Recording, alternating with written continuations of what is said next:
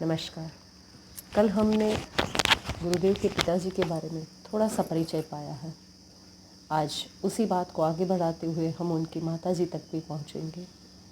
परम पूज्य गुरुदेव के पिताजी पंडित रूपकिशोर शर्मा जी आगरा के पास जलेसर रोड पर आंवलखेड़ा नाम के छोटे से गांव के निवासी हैं। भागवत कथाकार हैं, परम विद्वान हैं और साथ ही साथ सहृदय श्रेष्ठ व्यक्तित्व के धनी हैं। आगरा आंवलखेड़ा में उनकी बहुत बड़ी हवेली है और गांव के सभी लोगों में एक सम्मानीय नाम के रूप में उनका स्थान है।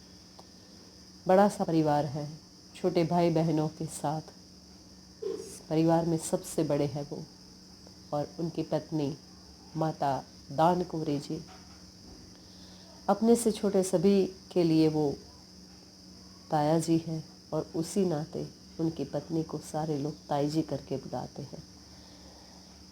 ताई जी जैसे व्यक्तित्व रूपकिशोर जी का है, उसी तरीके से एक आदर्श धर्मपत्नी है। उतनी ज्ञानी तो नहीं, मगर सरल हृदय और सुंदर व्यक्तित्व की धनी है वो।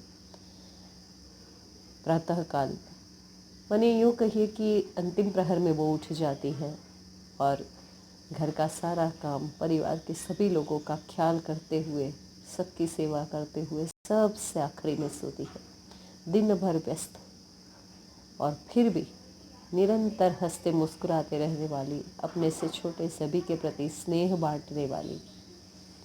परिवार में जितनी भी देवरानियां हैं या फिर जो बहुएं हैं, सबके लिए वो जेठानी या सास नहीं, मगर बड़ी बहन या तो फिर प्यार करने वाली माँ की तरह है। ऐसी माँ दान कौरे को एक दिन मातृत्व की सुखद अनुभूति मिलती है। रूपकिशोर जी की उम्र उस वक्त 55 साल है, और 55 साल की उम्र में पिता बनने के संकेत पाकर स्वाभाविक है खुशी होना। कुछ विलक्षण अनुभूतियाँ माता को मिलती हैं, और माँ उससे अपने आस पड़ोस में जितनी भी महिलाएं हैं उन लोगों के साथ उन अनुभूतियों को शेयर करती है। न वो उससे घबराती है, न ही मन में कोई विशेष उत्सुकता है। जो भी मिल रही अनुभूतियाँ उसको बहुत प्रेम से, सहज भाव से स्वीकार करती है। उनकी अनुभूतियों में सबसे पहली अनुभूति जो उनने शेयर की है, वो कहती है कि माँ बनने वाली है, मगर इस स्थिति में भी शरीर में ज़बरदस्त स्फूर्ति है। न कहीं कोई थकान है, न कोई स्वास्थ्य की गड़बड़ी है। खूब खुश है वो, और उसी तरीके से दिन भर अपना काम बहुत निष्ठा से, पूरे लगन से करती है। एक दिन की बात है, प्रातःकालीन बेला में वो दूध औटाने के लिए चूल्हे पर रखकर स्नान पूजा से निवृत्त होकर चूल्हे के सामने बैठी है और आराम से बैठकर उसके बाद होने वाले कार्यों के लिए सोच रही है। उसी समय पल भर के लिए उनकी आंख लग गई।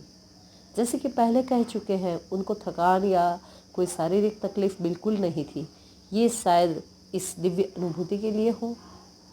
पल भर के लिए उनकी जैसे आंख लग गई, एक झपकी लग गई वहीं चूल्हे के पास बैठे बैठे, और इस समय उन्होंने एक दिव्य स्वप्न देखा।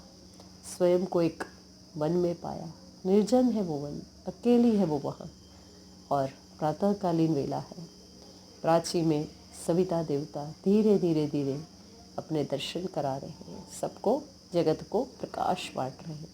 वातावरण में सुंदर सी सुगंध फैली हुई है, और धीरे धीरे धीरे वो आग का गोला सूर्य धीरे धीरे धीरे ऊपर आते हुए प्रकाश पुंज में बदलता है, और उसी के मध्य एक नारी की आकृति प्रकट होती है। हंस वाहिनी है, हाथ में, दाएं हाथ में पुस्तक, दाएं हाथ में कमंडल और बाएं हाथ में पुस्तक रखा है। पल भर के लिए इसको दर्शन मिला, और पल भर में ही ये अंतर ध्यान हुआ। ये सारा क्रम, सारी बातें लुप्त हो गई। जब चूल्हे पर दूध उबलकर गिरने लगा और उसके दूध के अग्नि में गिरने से आने वाली छन छन आवाज़ ने उनकी तंद्रा को तोड़ा, अपनी ये अनुभूति उन्होंने अपने पति को सुनाई। उन्होंने तो यही सोचा था कि पतिदेव भागवत करते हैं तो शायद ये पोथी जो हाथ में दिखी है वो भागवत है, मगर पति ने कहा नहीं, वो वेद है। पंडित जी कहते हैं गायत्री माता का वो स्वरूप जो तुमने देखा है, गायत्री मंत्र, ये पूरी की पूरी भागवत गायत्री मंत्र का विस्तार है, पूरी की पूरी रामायण गायत्री मंत्र का विस्तार है। ऐसी माँ गायत्री ने माता को ध्यान में दर्शन दिए, स्वप्न में दर्शन दिए। एक बार पुनः उन्होंने ऐसा ही कुछ महसूस किया, स्वयं को सरोवर किनारे पाया।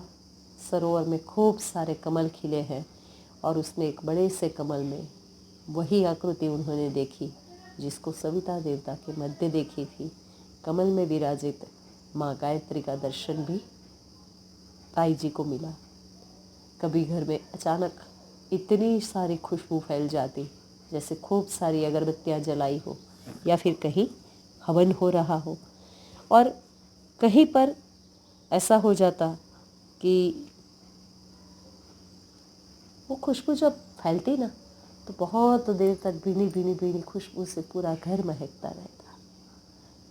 पंडित जी ने उनको बताया कि जब कोई दिव्य आत्मा, जब कोई श्रेष्ठ आत्मा मानव रूप धर के जन्म लेने वाली है और वो गर्भ में आ चुकी है तो ऐसे दिव्य संकेत मिलते हैं। क्योंकि ताई जी ने एक बार देखा कि बहुत सारे देवता विमानों में बैठकर आसमान से जा रहे हैं और सब उन पर फूल बरसा रहे हैं। ये उनकी कोख में पल रही उस दिव्य आत्मा का स्वागत ही था जो हम सबके प्यारे गुरुदेव के रूप में इस संसार को धन्य करने आने वाले थे।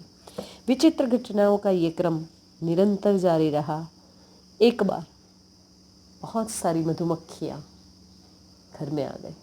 पूरा झुंड का झुंड मधुमक्खियाँ पूरे घर में घूम रही है, घर के वातावरण को अपने आवाज़ से गुंजायमान कर रही है।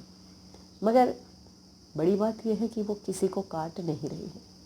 एक सप्ताह भर में तो इन मधुमक्खियों ने 5-6 जगह घर में छत्ते बना दिए, और जब उनसे परेशानी होने लगी तो सबने सोचा कि उनको भगाया जाए। मधुमक्खियों को भगाने का एक ही तो तरीका है, आग लगाएं और उनको विदा करें। मगर ताई जी को ये बात बिल्कुल पसंद नहीं आई। घर के सबको एकदम बिगड़ गई सबके ऊपर और सबको डांट के बोल दिया कोई मधुमक्खियों को नहीं छेड़ेगा।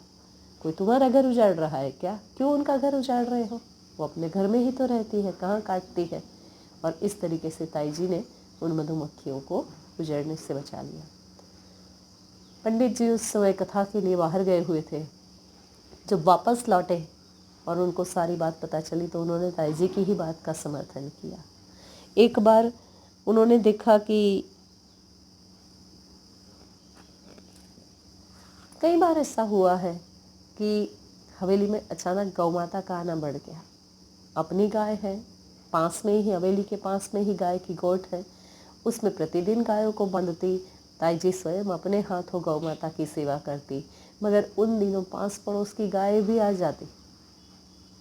ऐसा होता नहीं, गौ माता अपना घर कभी नहीं भूलती, मगर पता नहीं उस समय क्या था, पर अक्सर गाय वहाँ आ जाती और ताई जी उनको भगाने के बदले उन्हें भी अपनी गोठ में स्थान देकर उनको भी चारा पानी देती, उनकी भी सेवा करती। पड़ोसी सब आश्चर्यचकित थे कि कैसे उनकी गाय इस समय यहाँ आ रही है। खोजते हुए वो जब आते अपनी गाय को अपने घर ले जाते। तो ये कुछ दिव्य सत्ताओं की ओर से मिलने वाले संकेत जब श्री राम माँ की कोख में थे। संवत 1968 आश्विन कृष्ण पक्ष की त्रयोदशी तिथि और उस हिसाब से 20 सितंबर 1911 आगरा जलेसर मार्ग स्थित उस हवेली में प्रातःकाल 9 बजे बालक श्री राम का जन्म हुआ और जन्म की बधाइयाँ पूरे गांव में बजी। गांव के हर घर में उनका उत्सव मनाया गया। आइए कल हम गुरुवर के जन्म के बाद की घटनाओं को देखेंगे।